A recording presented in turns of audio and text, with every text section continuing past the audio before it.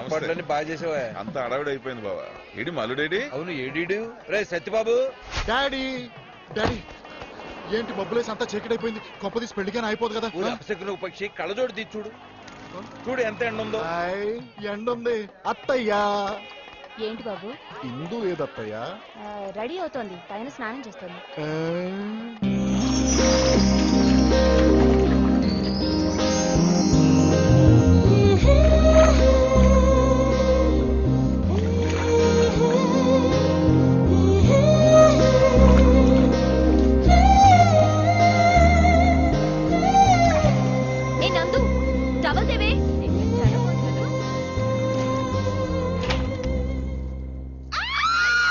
ఏంటే towel towel అంటే వినబడ్డం లేదా? ఇవ్వకపోతే ఇలాగే వచ్చేస్తావా? అబ్బా మేము చూడలేక చస్తున్నాం, తీసుకో.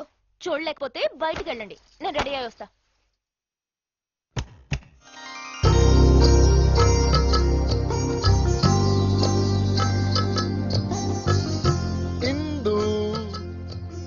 హే బావా, ఇక్కడేం చేస్తున్నావు?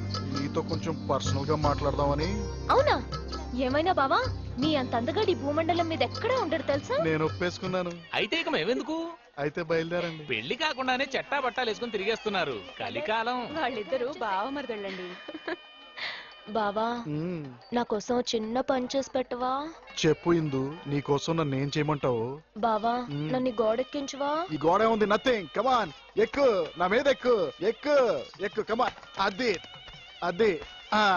చూసావా ఎంత సింపుల్ గా ఎక్కిచ్చేసిన గోడ. సారీ బావా. సారీ దేనికి?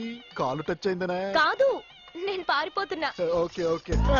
ఇందు బావా బాయ్. నువ్వు పారిపోతుంది. ఏం చెప్పమంటారు? పెళ్లి కూతురు పారిపోయిందని చెప్పా. పెళ్లి కూతురు పారిపోయిందంట. పెళ్లి కొడుకు ఏమైందిరా? ఇందు గోడ దూకి పారిపోయింది. ఇంత ఎత్తు కూడా ఎట్టా ఎక్కు దూకిందిరా? కాబోయే పెళ్ళం కదా అని నేనే ఎక్కించాను.